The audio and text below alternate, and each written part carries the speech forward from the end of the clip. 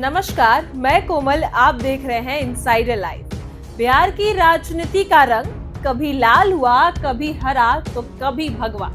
आज हम आपको लेकर चलते हैं पूर्वी चंपारण के गोविंदगंज विधानसभा क्षेत्र में, एक ऐसी सीट जिसे कभी कांग्रेस का गढ़ माना जाता था, लेकिन वक्त बदला और अब यहाँ भाजपा का राज है।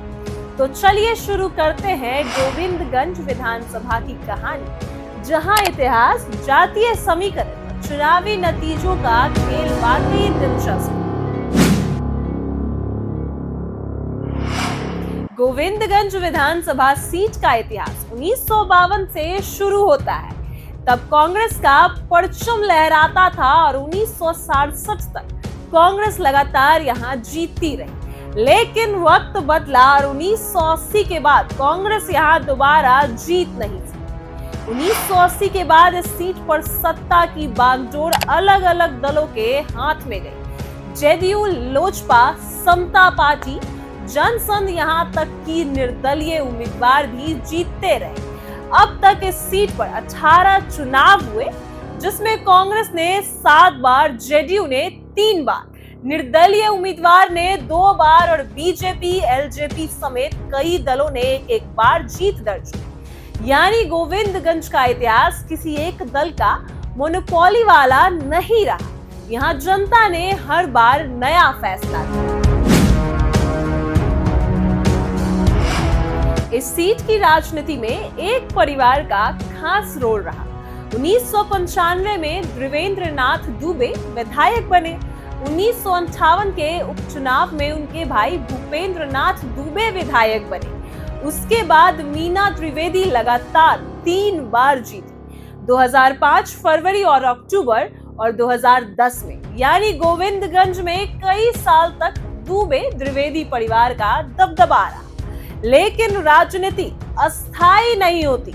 2015 में हालात बदल गए और मीना त्रिवेदी को पार्टी ने टिकट ही नहीं दिया। सीट कांग्रेस के हिस्से में चली गई और यहीं से खेल बदल गया। 2010 में जेडीयू से मीना त्रिवेदी चुनाव लड़ी और उन्होंने लोजपा के राजू तिवारी को हराया। यह उनकी तीसरी जीत थी और गोविंदगंज में जेडीयू मजबूत नजर आ रही थी। लेकिन राजनीति में कल क्या होगा, कोई नहीं जानता। 2015 में यहाँ खेल बदला। एनडीए गठबंधन ने इस सीट को एलजेपी को दे दिया। लोजपा से मैदान में उतरे राजू तिवारी ने कांग्रेस के ब्रिजेश कुमार को 27,920 वोटों से भारी अंतर से हरा दिया।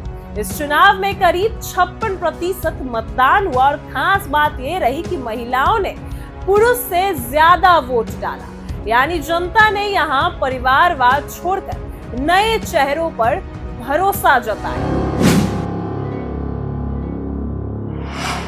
अब आते हैं 2020 पर। गोविंदगंज विधानसभा से बीजेपी के सुनील मानी त्रिपाठी मैदान में उतरे।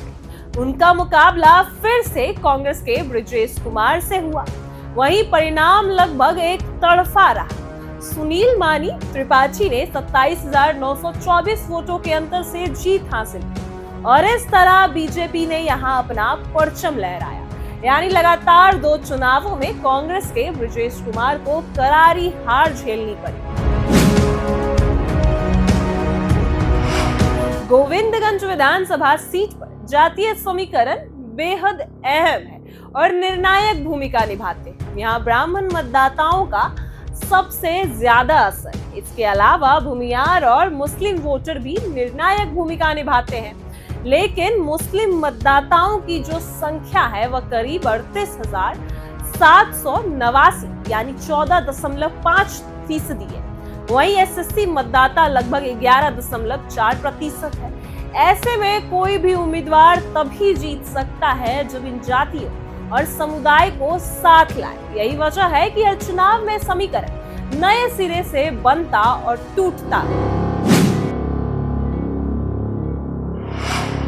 अगर जनगणना और वोटिंग पैटर्न देखें तो गोविंदगंज पूरी तरह से ग्रामीण इलाका है। करीब 93% आबादी गांव में रहती है। वहीं 2015 और 2020 में दोनों चुनावों में महिलाओं की भागीदारी पुरुषों से ज्यादा रही, जो एक दिलचस्प बदलाव है।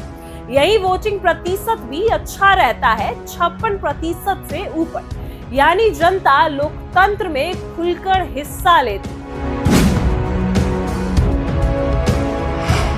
अब बात करते हैं मुद्दों की। गोविंदगंज विधानसभा में गंडक नदी और उसकी बाढ़ हमेशा से सबसे बड़ा मुद्दा रही।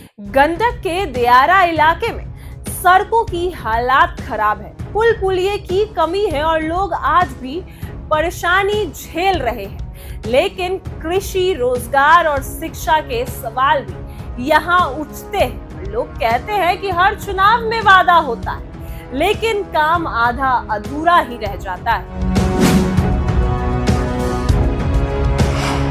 तो अब सवाल है, 2025 का चुनाव किसके नाम होगा? क्या बीजेपी सुनील मानी त्रिपाठी के सहारे अपना दबदबा बनाए रखेगी? क्या एलजेपी या जेडीयू फिर से वापसी कर पाएगी? या कांग्रेस एक लंबी हार के बाद कोई करिश्मा दिखाएगी? सभी की नजरें 2025 पर टिकी है और यहाँ की जातीय समीकरण, महिला मतदाता और गंडक नदी के मुद्दे, इनका हाल ही तय करेगी कि गोविंदगंज में किसकी गद्दी बचेगी और किसकी जाएगी। तो ये थी गोविंदगंज विधानसभा सीट की पूरी कहानी। एक ऐसी सीट जहां कभी कांग्रेस का बोलबाला था, फिर जेडीयू और लोजपा ने ताकत दिखाई और अब बीजेपी का परचम लहरा रहा। लेकिन याद रखिए, बिहार की राजनीति में कुछ भी अस्थायी नहीं होता।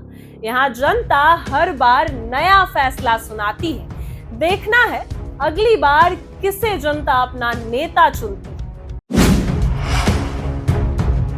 तो दोस्तों, आपने अभी अभी सुनी बिहार के गोविंदगंज विधानसभा सीट की पूरी कहानी। उम्मीद है कि यह सफर आपको रोचक लगा होगा और आपने राजनीति के उन पहलुओं को करीब से समझा होगा जो अक्सर सुर्खियों में तो आते हैं, लेकिन गहराई से सामने नहीं आ पाते। लेकिन बिहार की राजनीति का जो कैनवास इतना बड़ा है, हर विधानसभा सीट अपनी अलग दास्तान है। और अब बारी है एक और बेहद खास और ऐतिहासिक महत्व रखने वाली सीट, केसरिया विधानसभा सीट। दोस्तों, केसरिया सिर्फ एक चुनावी सीट नहीं, इसका नाम सुनते ही इतिहास, सांस्कृतिक और राजनीति की कई परतें हमारे सामने खुल जाती है। यह वही क्षेत्र है जहां सामाजिक समीकरण और जातीय राजनीति के साथ साथ स्थानीय मुद्दों की गहरी पकड़ भी चुनावी नतीजों को प्रभावित करती है। आने वाले एपिसोड में जब हम आपको केसरिया विधानसभा की कहानी सुनाएंगे, तो आप देखिएगा कि यहाँ की राजनीति किस तरह से दशकों से बदलती रही है। कभी किसी पार्टी का दबदबा रहा, तो कभी किसी नए चेहरे ने सबक चौंका दिया। कई बार यहाँ ऐसी परिस्थितियां भी बनी जिसने जीत हार का फैसला बेहद मामूली अंतर से हुआ। यही खास है इस सीट की, यह हमेशा से सियासी रोमांच का केंद्र रही है। केसरिया विधानसभा की कहानी में सिर्फ चुनावी आंकड़े ही नहीं होंगे, बल्कि हम आपको बताएंगे कि यहाँ की जनता किन मुद्दों को लेकर मतदान करती है। शिक्षा, सड़क, स्वास्थ्य, रोजगार जैसी बुनियादी सवालों ने यहाँ कितनी बार चुनाव का रुख मोड़ा है, यह सब आपको विस्तार से सुनने को मिलेगा। इतना ही नहीं, हम यह भी समझाएंगे कि बिहार की बड़ी राजनीति में केसरिया विधानसभा की भूमिका क्या है। यहाँ से निकलने वाले नेता किस तरह राज्य की सियासत में अपनी छाप छोड़ते आए और किस तरह से यह सीट कई बार गठबंधन की राजनीति में निर्णायक साबित हुई, यह सब हम आपको बताएंगे। और अगर गोविंदगंज की दास्तान ने आपको सोचने पर मजबूर किया, तो यकीन मानिए केसरिया की कहानी आपको और गहराई तक ले जाएगी। यह सिर्फ एक सीट ही नहीं, एक कहानी नहीं होगी, बल्कि बिहार की राजनीतिक समझ को और व्यापक बनाने का जरिया भी होगा।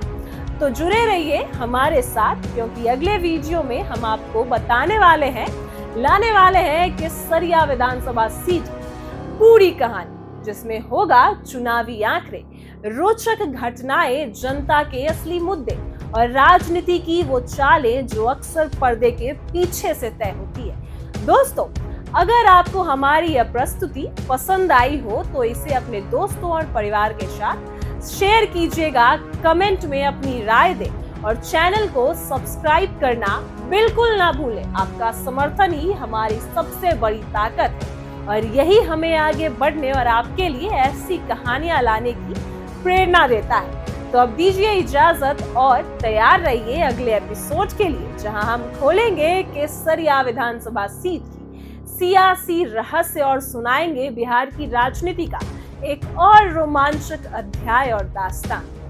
अगर आपको गोविंदगंज विधानसभा की ये कहानी पसंद आई हो तो वीडियो को लाइक कीजिए, शेयर कीजिए और चैनल को सब्सक्राइब करना बिल्कुल मत भूलिए। धन्यवाद। और क्योंकि अगली बार हम लेकर आएंगे बिहार के एक और ऐसी ही सीट की कहानी, इसलिए तब तक जुड़े रहिए हमारे साथ और राजनीति के खेल को समझते रहिए हमारे साथ।